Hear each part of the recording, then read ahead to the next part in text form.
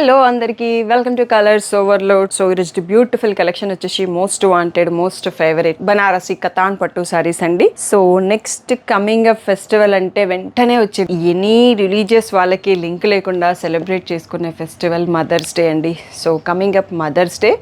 So అందరికీ అమ్మ కోసం చీర కొనాలని ఉంటుంది కదా.